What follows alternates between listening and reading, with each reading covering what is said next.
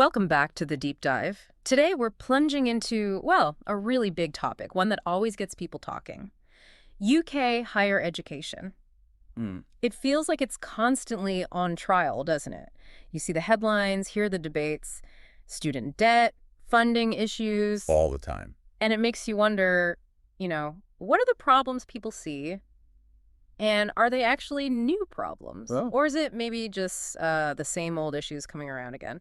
Our mission today is to cut through that noise a bit. yeah, look at the sources. Exactly. Look at the sources. See what's really been shaping this sector. It's true, this idea of universities being on trial, that's definitely not new. A lot of the things we're talking about now, they've been bubbling under the surface for, at least 15 years. Easily. Okay. But if you really trace it back, the fundamental patterns, they arguably started much earlier. Think the Thatcher years, the 1980s. Or back then. Yeah. That period really laid the groundwork for what a lot of critics call a broken Thatcherite business model in education. And that model, that way of thinking, it's kind of stuck around, influencing policy right up to today. Okay, broken Thatcherite business model. That's quite a strong phrase to start with. It is. For listeners who've maybe heard the term but aren't sure exactly what it means in this context, what are we talking about? How did that thinking change things? That's a great question, actually, because it's so central. When people talk about that Thatcherite business model for education, it signifies a really fundamental shift. Yeah. Historically, higher education was mostly seen as a public good, funded by the state, mostly, accessible, valued for, more than just economic return. Right, societal benefits. Exactly. The Thatcher era started to frame it differently, more like a private investment, something the individual student pays for and benefits from directly. Ah, okay. And that philosophy, it encouraged competition between universities, brought in market ideas, and really paved the way for tuition fees down the line. Right. It pushed universities to act more like businesses focus on efficiency, make money, show a clear return on investment. And maybe less focus on those other things. Sometimes, yes, those less tangible public good aspects could get squeezed. So it's really about changing who benefits, who pays, turning something that was maybe seen as a shared asset into more of a market. Pretty much, yeah. And in this deep dive, we're really going to explore what that looks like on the ground. We'll track how a big change in financing really reshaped things later on. The 2010 changes. Exactly. And look at some older systemic issues too. And then we'll pivot to something very new technology, specifically AI. That's a whole other layer. Totally. Our insights today are coming from people who were right there, like Tanya, who was a tutor, and Scarlett, a lecturer back in the early 2000s. That boots-on-the-ground perspective. Yes, exactly. And we'll also draw on John's experiences, who we've heard from before, all to help you understand these complex forces. Okay, so let's unpack this. Let's jump into that really pivotal moment you mentioned, the one that accelerated this market idea, the big financing overhaul in England starting in 2010. Because this wasn't just tweaking things, was it? It was fundamental. It changed the game. Oh, absolutely. The 2010 reforms were, momentous. A huge step, many would say irreversible, towards a much more market-focused system for higher education. And what did that mean, practically? In practice, it meant universities got a lot more autonomy, especially financial freedom. Okay. So they could set their own tuition fees within a cap, initially, but still. And crucially, they got more control over how they spent that money internally. Right, deciding their own priorities. Exactly, which was a big change from when funding was more centrally controlled, tied more directly to student numbers and sort of broad government missions. But what's fascinating here, and this is where the real tension comes in, is that alongside all this new autonomy, this financial freedom, universities also face more pressure to show they were widening access. Ah, so more freedom, but also more responsibility in that area. Precisely. So picture the dynamic. On one side, they're being told, operate like a business. Yeah. Fee income is key. Be financially sustainable. Invest, compete. Right. Build new facilities, chase popular subjects, attract those lucrative international students. But at the same time, they were being pushed hard to make sure they were letting in a wider range of students, people from poorer backgrounds, underrepresented groups, keeping that social mission alive. Wow. So be a competitive business and be socially inclusive. How did universities even manage that? That sounds like, a constant juggling act. It was, and it created enormous pressure. Many found themselves in a really tricky spot. Like what? Well, for instance, some might have really ramped up recruiting international students. Because they pay higher fees. Much higher, often unregulated fees. And that income could then be used to subsidize courses for home students or to fund those widening access schemes. Which raises its own ethical questions, I suppose. It does. Are you essentially using one group of students as, well, cash cows to support others? Then you had others investing heavily in marketing fancy student facilities, trying to attract students like consumers. Maybe not always focusing on core teaching. That was the risk. Sometimes it felt like core teaching or staff conditions took a back seat. Yeah. It reinforces that idea of a degree as just another product you buy. Right. So the core challenge became, how do you push this intense competition, this almost profit-driven mindset, but also uphold the idea of equal access, social mobility, things higher education is supposed to stand for? And that tension is still there. Absolutely. It shapes so much of what universities do today. And when you describe that intense push, the marketization, the competition, it really does connect right back to what you said at the start, that broken Thatcherite business model. It sounds like the 2010 reforms, even though they were presented as, modernizing finance, they were actually building on that older philosophy, maybe even turbocharging it. I think that's a fair way to put it. They took those market principles that had been developing for decades and really embedded them, intensified them. Pushing higher education much further down that road. Yes. Transforming it much more explicitly from a public good into something, well, more transactional, a commodity. Okay, here's where it gets really interesting, I think. Because these big systemic shifts, they aren't just abstract policy ideas, are they? No, not at all. They have real effects on the ground, sometimes in ways you wouldn't expect, sometimes quite problematic ways. Let's bring in a really vivid example from Tanya. The tutor you mentioned. Yeah, the tutor's working in London language schools back in the early 2000s. Her story gives a pretty stark picture of how these pressures could play out in certain corners of education. Even before 2010, but definitely in that market-driven spirit. Tanya told us, quite openly actually, about how widespread visa scams were in the language school sector back then. And she stressed it was commonly accepted. Wow. Not hidden away. Apparently not entirely. She described it almost like an open secret in some circles, a known issue where maybe the need for student numbers and the money they brought in kind of overshadowed the actual teaching. And the mechanics of these scams. Yeah. How do they actually work? Pretty simple, according to Tanya, but yeah, deeply problematic and exploitative. Students would pay for a language course. On paper, they were there to learn English, meet their visa rules. Okay. Standard enough. But for quite a few of them, and this was the uncomfortable part Tanya saw, so the real goal was just using that student visa to get into the country and work.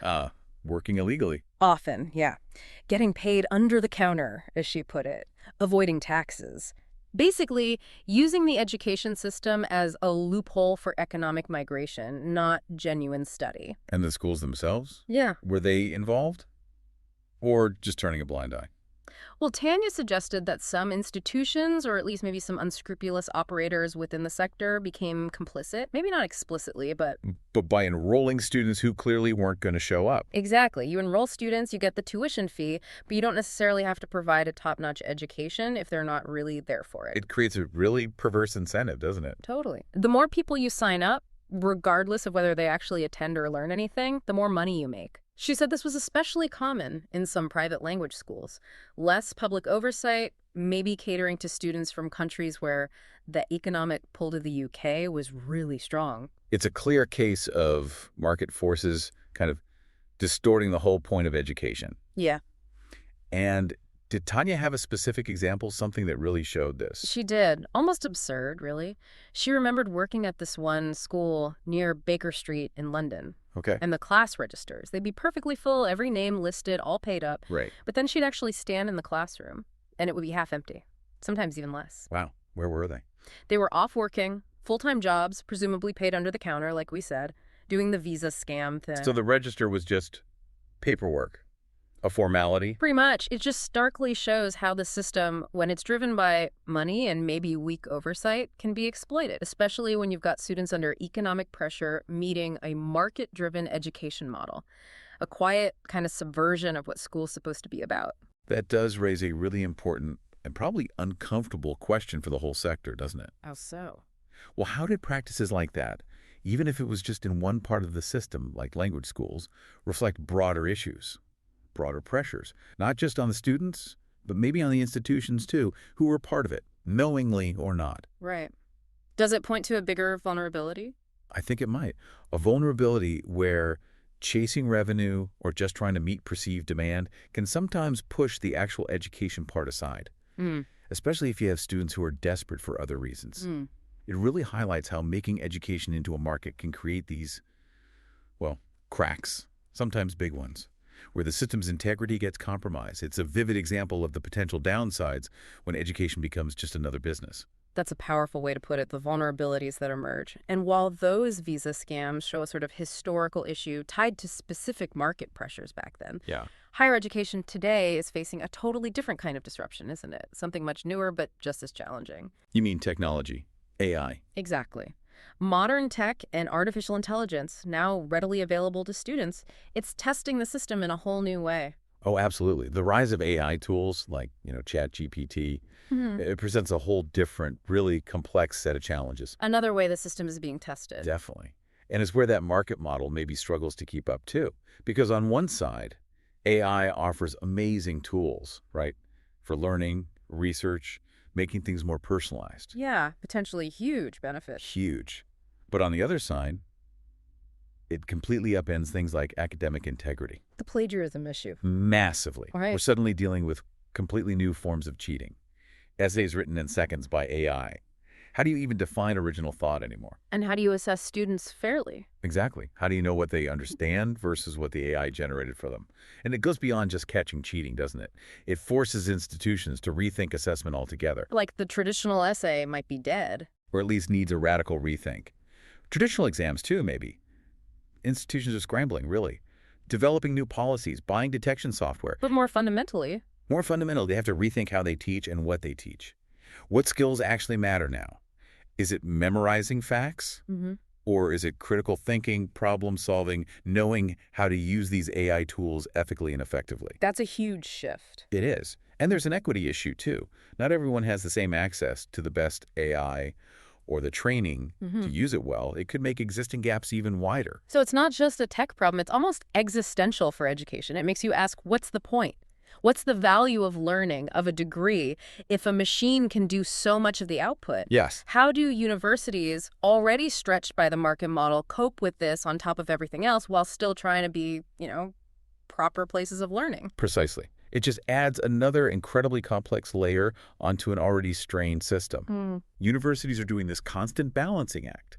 Stay financially viable, provide cutting-edge learning, uphold standards, and now integrate this revolutionary tech without losing the human side of education. It's evolving so fast. Incredibly fast.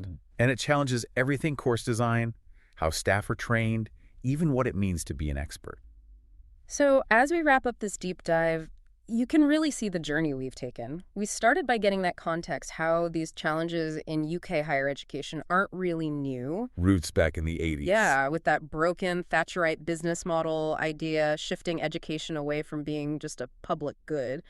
Then we looked hard at the 2010 finance changes, The big market push. which really accelerated things, giving universities more autonomy, yes, but also demanding wider access, creating that inherent tension. Right. We saw a real-world, maybe slightly uncomfortable example with Tanya's account of the visa scams back in the 2000s. Showing how those pressures could play out. Exactly. And we finished by touching on this huge ongoing challenge, AI. Yeah. Forcing everyone to rethink assessment, integrity, the whole point of learning. So what does all this mean going forward for how higher education in the UK continues to evolve? Yeah, what's the takeaway? Well, I think it encourages us and you listening to really think about that intricate balance universities are always trying to find. The balancing act again. Yeah, between the money side, the financial models, their independence, their responsibilities to society, and crucially, the student experience. What education are they actually getting? What's it worth? It's so complex. It is. Every policy choice, every new technology, it all has knock-on effects. It shapes who gets to learn, what they learn, and what that learning actually means. Exactly. And it leaves you with a lot to think about, doesn't it? How will these deep historical roots, these ongoing systemic issues around purpose and funding, and these brand new massive technological shifts like AI, How will all that keep reshaping education for the next generation? Is the big question. It really is. It's not just about what we teach anymore. It's how we teach, why we teach, and who gets the opportunity. Mm. And that's something really critical for all of us to ponder because the future of education, well, it shapes the future of everything Yeah. else.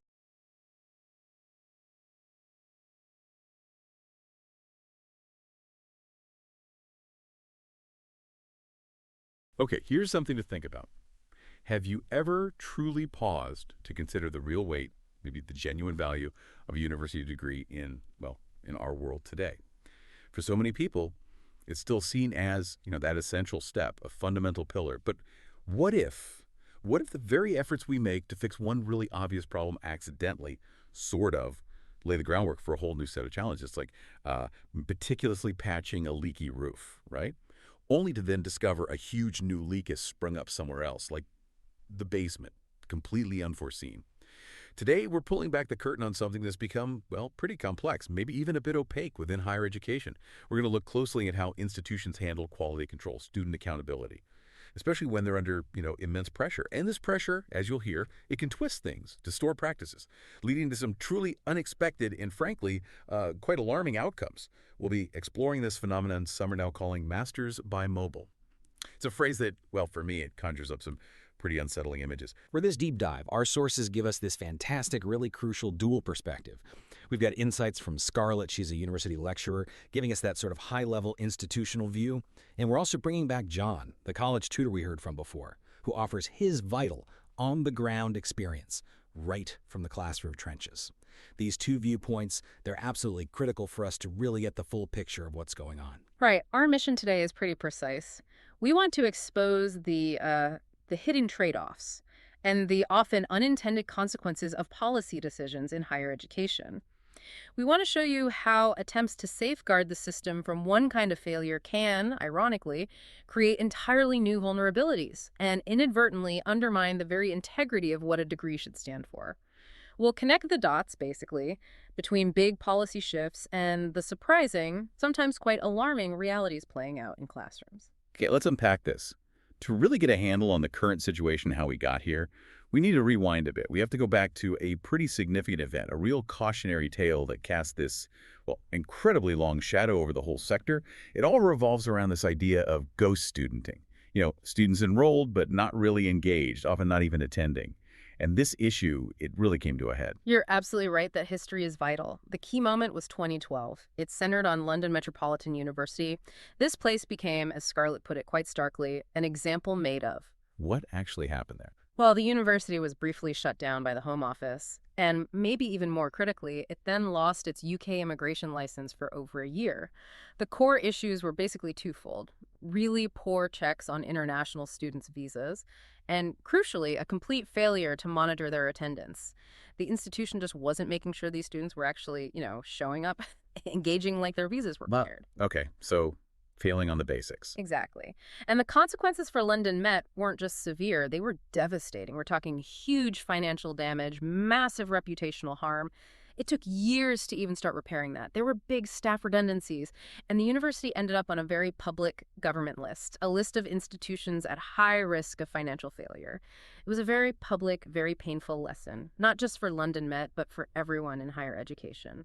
It sent a clear message. The government was serious about compliance. And the impact of that single event, you can still feel it today, can't you? Over a decade later, colleges, universities, they're understandably extremely wary of going anywhere near what happened to London Met. That fear is palpable. Even John, our college tutor, he specifically mentioned London Met when talking about his college's approach. He pointed out how its fallout directly influenced, really dictated, his college's current very strict approach to student management, attendance especially, really stuck in people's minds. Absolutely etched itself into the institutional memory. So in the wake of all that scrutiny, and with universities facing these mounting financial pressures in the early 2000s, pressures from funding changes, more competition for students, needing to invest, they had to look for new ways to grow, right, and find new income streams. And this environment led to the significant rise of what they call collaborative partnerships. On the surface, it probably sounded like a win-win. Universities teaming up with smaller colleges here, or even institutions abroad, to expand their reach. Exactly. And these partnerships, they basically revolve around validated courses. Hmm. So, to break it down, the partners say a smaller college or an overseas university, they design and deliver the course. They teach it, assess it. But the larger validating university keeps that crucial oversight of quality, making sure it meets their standards. And critically, the university is the one issuing the award. Ah, so their name is on the certificate. Precisely. The degree certificate has the university's name, not necessarily the partner colleges. If you look at the bigger picture, you see how it works, almost like a university outsourcing a big chunk of its academic work. And student recruitment. In effect, they're rubber stamping certificates with their prestigious name, which at the same time helps validate the partner college's reputation, boosts it. Right. And these aren't always local deals. Often they're with institutions hundreds, even thousands of miles away, different countries sometimes. That geographical distance, well, it naturally adds layers of complexity to that quality oversight they're supposed to be doing. And this is exactly where it gets really interesting and maybe a bit concerning. While these partnerships started with legitimate goals, expanding access, diversifying revenue, using existing resources, they also maybe unintentionally opened the door to some murkier aspects, the stuff we're exploring today. There's a real possibility that what seemed like a solution accidentally created a whole new, deeply problematic issue. The further the university is from the actual teaching, the actual student experience, the more potential there is for things to go wrong, for a disconnect. That makes sense. So let's jump forward to today, because that underlying fear stemming from London Met, it's actively shaping what's happening in classrooms right now. And it's leading to some, well, frankly, alarming unintended consequences.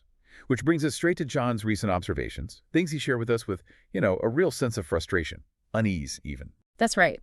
John's current experience, working at a college in one of these validated partnerships, it's a stark illustration. He observed his college is extremely strict on attendance and registers. And when he says strict, he means it was almost like an obsession. Yeah. He felt it was the absolute priority of his job as a tutor. He described this pervasive fear in the college, a fear being shut down if students weren't physically in the classrooms consistently. That old ghost of London Met, still looming large over every register, every absence noted. It's not just history, it's actively driving their day-to-day. But here's where John pointed out something really alarming, a disparity that for him just highlights the core problem. While attendance was absolutely number one, the first thing discussed in meetings, the top priority, he saw almost no interest in holding and maintaining high academic levels. It was as if the number of students physically present completely overshadowed the quality of their actual learning or work. Yeah, like ticking a box. Exactly. Yeah. Not just a slight imbalance, he felt, a fundamental misplacement of priorities. And this is where John's account gets quite shocking. Almost hard to believe, really. He told us about his experience just last term, teaching master's degree students in this validated program. He had about 90 students across 4 classes. His estimate, a little less than half did none of their own work. None. None. They relied only on AI tools to complete their assignments. Just let that sink in. Almost 2 out of 4 of his classes were essentially cheating as standard practice, just to pass. Right. They weren't even trying to engage with the material properly. Right. Staggering at master's level. But it gets worse. John explained that of those students using only AI, half of those students again, so roughly a quarter of his total students, were not even capable of completing an assignment with their own abilities because they were just too academically below level. So they just couldn't do it. They couldn't. It wasn't just about finding a shortcut. It was a fundamental lack of academic readiness. They simply didn't have the skills or the knowledge needed for master's level work. The AI wasn't just doing the work, it was masking this profound academic gap, letting them get through without any real learning happening. That's just, wow. Quite a heartbreaking picture, actually. And the telltale sign John saw in these particular students, it was remarkably consistent and really quite sad. He described how they'd attend whole terms without laptops, only bringing mobile phones to lesson and doing no work. Just phones. Just phones. Not engaged, not taking notes, not participating. They were simply, as he put it, playing a waiting game. Waiting game for what? Waiting for the semester to end, I guess. Waiting for the system to process them. Waiting for the AI to churn out their assignments. And ultimately waiting for that degree to be, well, rubber stamped. Yeah. The mobile phone for them wasn't a tool for learning. It was almost a symbol of their complete disconnection from the process. So it sounds like the attendance box gets meticulously ticked, driven by that fear of another London Met. Exactly. But in the process, academic rigor might be just falling by the wayside. Where does the accountability actually sit in these at arm's length partnerships? Well, that's the million-dollar question, isn't it? It Yeah. seems we've come full circle, but not in a good way at all. Some institutions, still terrified of repeating London Met, are diligently checking that attendance box. They've solved that problem. The ghost students aren't ghosts anymore. They're physically present. Right. But in doing that, they've inadvertently created this new, maybe even more insidious problem. It really looks like, at some of these at arm's length places, they're effectively rubber stamping master's degrees for quite large numbers of people who basically have done no real academic work. But, and this is key, they've paid their tuition fees. Precisely.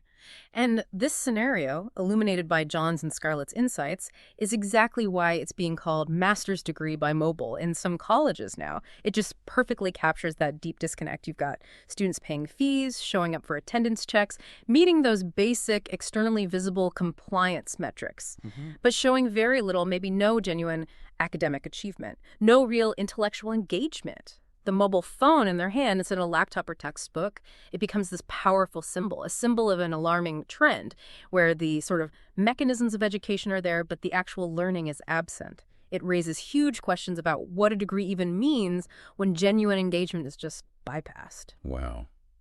It's quite a journey, isn't it? Yeah. From that intense crackdown on ghost studenting at London Met over a decade ago, which really put the fear into the sector, Yeah. through the strategic rise of these collaborative partnerships, which seemed like a good idea at the time. Broaden access, new revenue. Right, to this startling phenomenon of masters by mobile cropping up in some validated programs today. It's a really sobering look at how policy decisions, even ones with good intentions, can just have these unforeseen and honestly counterproductive results. The fix for one problem paving the way for a totally new one. It really highlights the core paradox here, doesn't it? Yeah. How the fear of one systemic failure, like London Met, can paradoxically create these brand new systemic vulnerabilities. In this case, it's a vulnerability in academic integrity, in the actual real value of a degree. And this raises a really important question, I think, for all of us. What does it truly mean for the value, the credibility of higher education when degrees can essentially be rubber stamped without that genuine academic engagement? And how might this quite disturbing trend reshape the whole landscape of learning for everyone, not just those in these specific programs? It forces us really to rethink that fundamental contract between a student, an institution, and, well, society itself. That's a profoundly unsettling thought to end on. What happens when the perception, maybe the actual inherent value of these degrees starts to erode? What's the impact on the job market, on employers?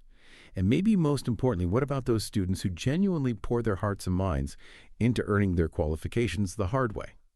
It's definitely something for you to ponder as you navigate your own path, whether that's in education or your career. And it's certainly a massive challenge for higher education to grapple with in the years ahead.